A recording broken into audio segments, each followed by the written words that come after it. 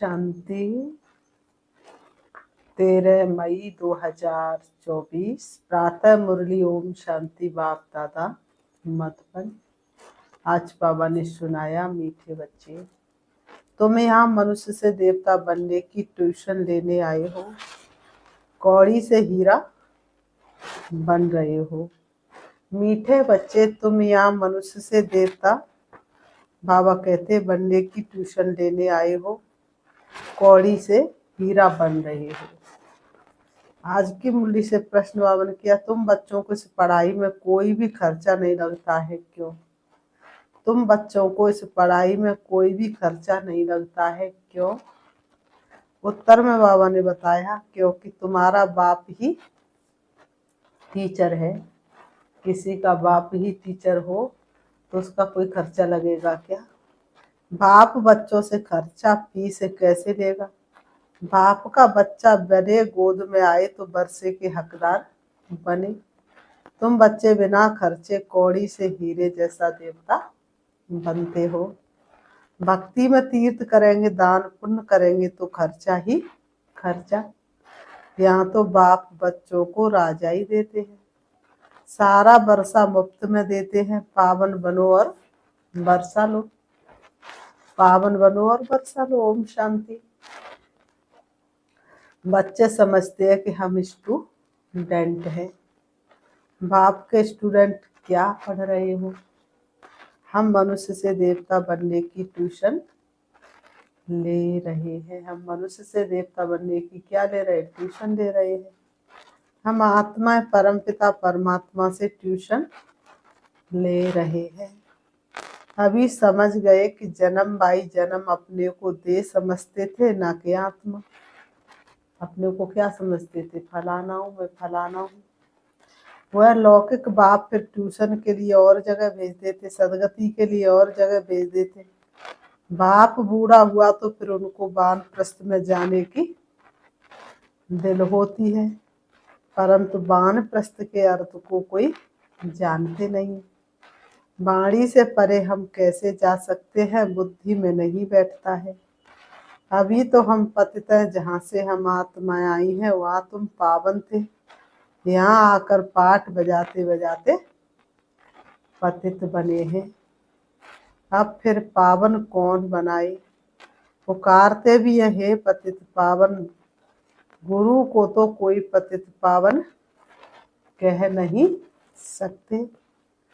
गुरु करते हैं फिर भी एक में पूरा निश्चय नहीं बैठता है। इसलिए जांच करते ऐसा कोई गुरु मिले जो हमको अपने घर अथवा वानप्रस्थ अवस्था में पहुंचाए। उसके लिए बहुत युक्तियां रचते हैं। जहाँ सुना फलाने की बहुत महिमा, वहाँ जाएंगे। जो इस झाड़ का सैंपलिंग है उनको तुम्हारे ज्ञान का तीर लग जाता है। समझते ये तो क्लियर बात है। बरोबर तुम वानप्रस्थ अवस्था में जाते हो ना। बाबा कहते बरोबर तुम वानप्रस्थ अवस्था में जाते हो ना। बाबा कहते कोई बड़ी बात नहीं है। टीचर के लिए स्कूल में पढ़ाना कोई बड़ी बात नहीं है।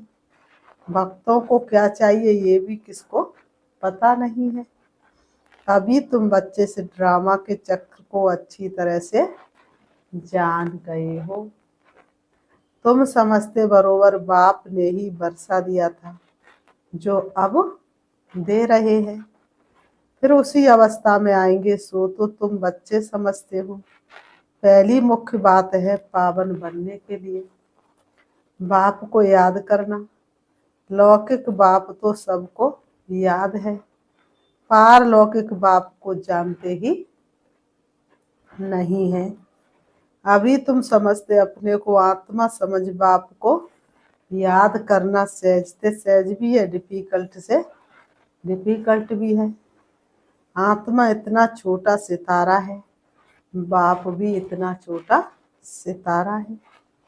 बाबा ने कहा वह संपूर्ण पवित्र आत्मा और ये संपूर्ण अपवित्र।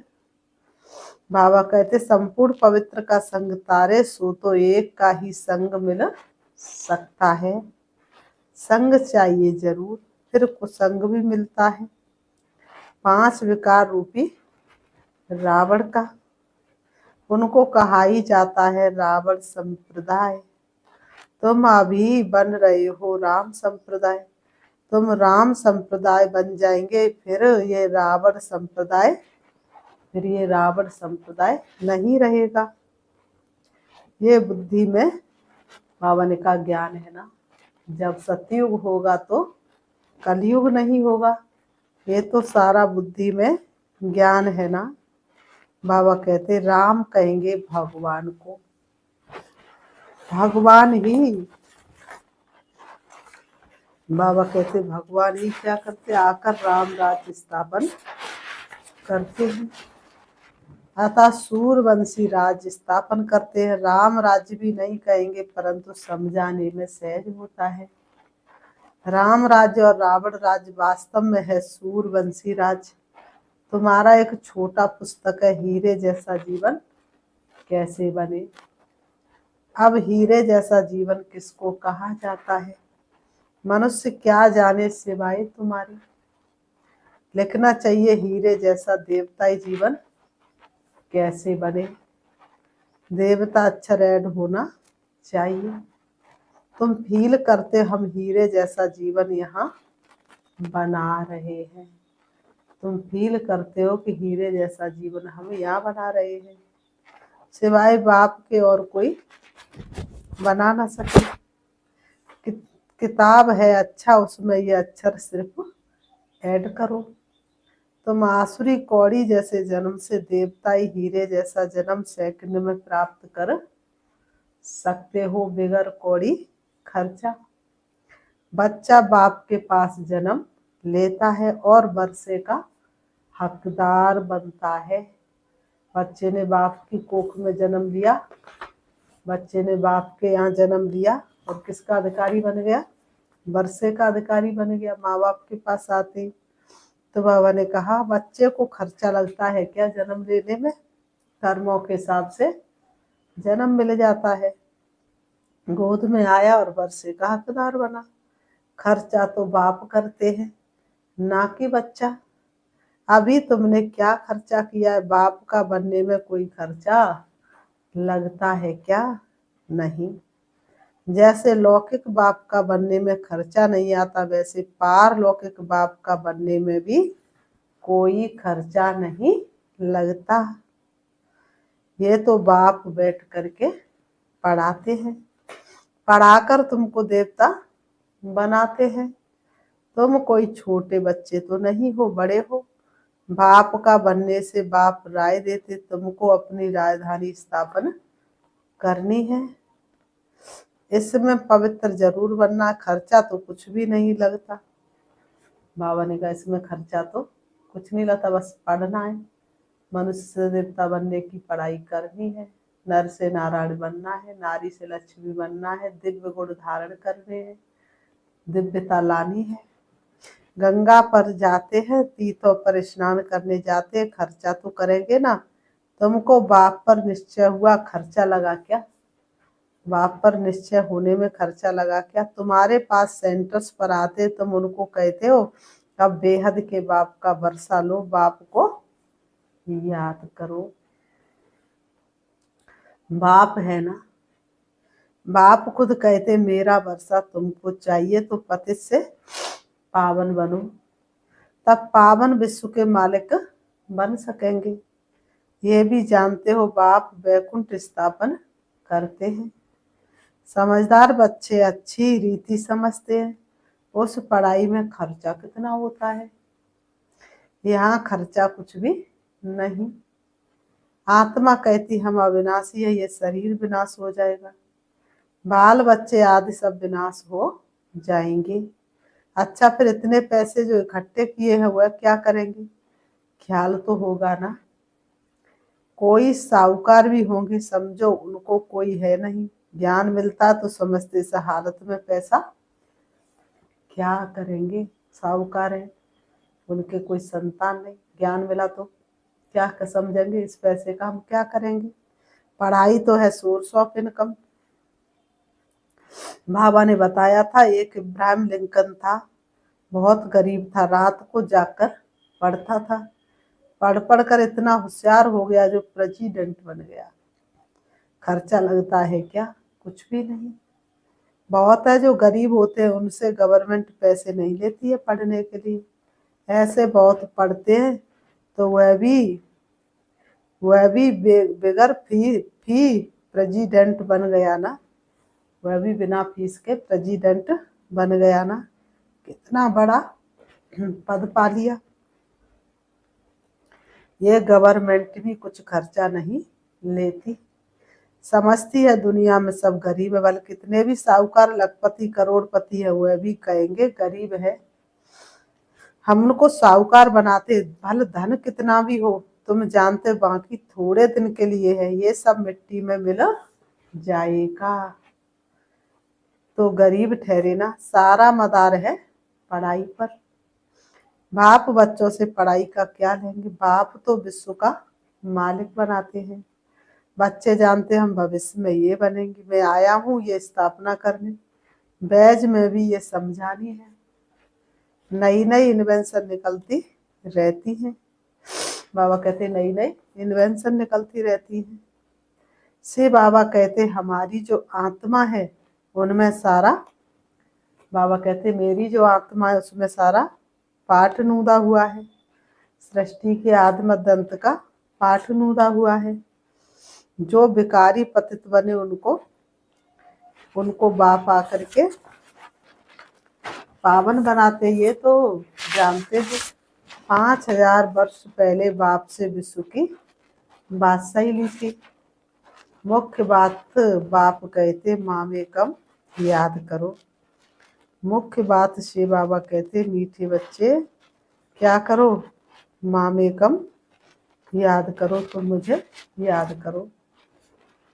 सम्मुख कहते रथ मिल गया तो बाप भी आ गए, रथ तो जरूर एक फिक्स होगा ना, ये बना बनाया ड्रामा है, चेंज हो नहीं सकता। कहते ये जौहरी कैसे प्रजापिता ब्रह्मा बनेगा। बाबा ने कहा समझते ये जौहरी था, जवाहरात एक होती है, इमिटेशन एक रियल। बाबा कहते इसमें भी रियल जवाहरात बाप देते हैं तो फिर वह क्या काम आएगी। यह है ज्ञान रतन, इनके सामने उस जवाहरात की कोई कीमत नहीं। जब ये रतन मिले तो समझा ये जवाहरात का धंधा तो कोई काम का नहीं। पायो जी मैंने राम रतन धन पायो। ये अविनाशी ज्ञान रत्न एक एक लाखों रुपए का है। कितने तुमको रत्न मिलते हैं, ये ज्ञान रत्न ही सच्चे बन जाते हैं। जो पल बीते तेरी यादों में वो पल अविनाशी हो जाए। तुम जानते हो बाप ये रत्न देते झोली भरने के लिए, ये मुफ्त में मिलते हैं, खर्चा कुछ भी नहीं। वहां तो दीवारों छतों में भी हीरे जवाहरात लगे रहते हैं। बाबा ने कहा सत्युग त्रेता में तो दीवारों छतों में भी जवाहरात लगे रहते। बताओ कितनी सुंदर दुनिया होगी। हीरों से आकाश सजा, मोती से सजी जमी होगी। उनकी वैल्यू क्या होगी, वैल्यू बाद में होती है। वहां तो हीरे जवाहरात भी तुम्हारे लिए कुछ नहीं। ये तो बच्चों को निश्चय होना चाहिए। बाप ने समझा ये रूप भी है बसंत भी है, बाबा का छोटा सा रूप है। उनको ज्ञान सागर कहा जाता है। ये ज्ञान रत्न है जिससे तुम बहुत धनवान बनेंगे। वहाँ की कोई अमृत व पानी आदि की बरसात नहीं। पढ़ाई में पानी की बात नहीं होती, पावन बनने में खर्चे की बात ही नहीं। तुमको अब विवेक मिला है, समझते हो पतित पावन तो एक ही बाप है। पतितों को पावन बनाने वाला तो एक ही बाप है। तुम अपने योग बल से पावन बन रहे हो, तुम तपस्या के बल से पावन बन रहे हो। पवित्रता के हे मंत्र दाता हम पर तुम्हारे एहसान लाखों। जानते हो पावन बन पावन दुनिया में चले जाएंगे। अब राइट ये है या वह, इन सब बातों में बुद्धि चलनी चाहिए। बाबा कहते इन सब बातों में तुम्हारी बुद्धि चलनी चाहिए। ड्रामा में ये भक्ति का पाठ भी होने का ही है। बाप कहते हैं अब तुमको पावन दुनिया में चलना है। बाबा कहते जो पावन बनेगा वह जाएगा, जो यहाँ की सैंपलिंग हो गए वह निकल आएंगे, बाकी थोड़े ही समझेंगे, वह तो दुबन में फंसे ही रहेंगे। जब सुनेंगे तब पिछाड़ी में कहेंगे अहो प्रभु तेरी लीला तू ही जाने। आप पुरानी दुनिया को नई कैसे बनाते हो? तुम्हारा ये ज्ञान अखबारों में बहुत बहुत पढ़ जाएगा। खास ये चित्र अखबार में रंगीन डाल दो और लिख दो शिव बाबा प्रजापिता ब्रह्मा द्वारा पढ़ाकर स्वर्ग का मालिक ये लक्ष्मी नारायण बनाते हैं। कैसे? याद की यात्रा से। याद करते करते तुम्हारी कट उतर जाएगी। तुम खड़े खड़े सबको ये रास्ता बता सकते हो कि बाप कहते माँ में कम याद करो। अपने को आत्मा समझो, घड़ी घड़ी ये याद दिलाकर फिर देखो उनका चेहरा कुछ बदलता है। नैन पानी से भीगते हैं तब समझो कुछ बुद्धि में बैठता है। पहले पहले ये एक बात ही समझानी, 5000 वर्ष पहले भी बाप ने कहा है माँ में कम याद करो। शिव बाबा आया था तब तो शिव जयंती मनाते हैं ना। भारत को स्वर्ग बनाने के लिए यही समझाया था कि माँ में कम याद करो तो तुम पावन बन जाएंगे। छोटी छोटी बच्चियां भी ऐसे बैठ समझाए। बेहद का बाप शिव बाबा ऐसे समझाते हैं। बाबा अक्षर बहुत ही मीठा है। बाबा और वर्षा, बाबा और वर्षा, इतना निश्चय में बच्चों को रहना चाहिए। यह है ही मनुष्य से देवता बनने का ईश्वरी विश्वविद्यालय। नर ऐसी करनी करे जो नारायण बने, नारी ऐसी करनी करे जो लक्ष्मी बने। देवता होते ही हैं पावन। अब बाप कहते अपने को आत्मा समझ मुझे याद करो। मन मना भव, मन मना भव का मंत्र सिखा कर याद करो माँ में कम। बाबा ने कहा मन मना भव। अक्षर सुने न सुने तो बापू, बाबा ने कहा अक्षर सुने न, अक्षर सुने न सुने, सुने हो तो बाप सुनाते हैं। बाप कहते हैं मैं पतित पावन हूँ, मुझे याद करो तो तुम्हारी खाद निकल जाएगी और सतो प्रधान बन जाएगी। मेहनत ही ये है। ज्ञान के लिए तो सब कह देते बहुत अच्छा है, फर्स्ट क्लास ज्ञान है, परंतु प्राचीन योग की बात कोई जानते ही नहीं है। पावन होने की बात तुम सुनाते तो भी समझते नहीं। बाप कहते तुम सब पतित तमो प्रधान बन गए हो। अब अपने को आत्मा समझ मुझे याद करो। असल तुम आत्मा मेरे साथ थी ना, मुझे तुम बुलाते भी हो ओ गॉड फादर आओ।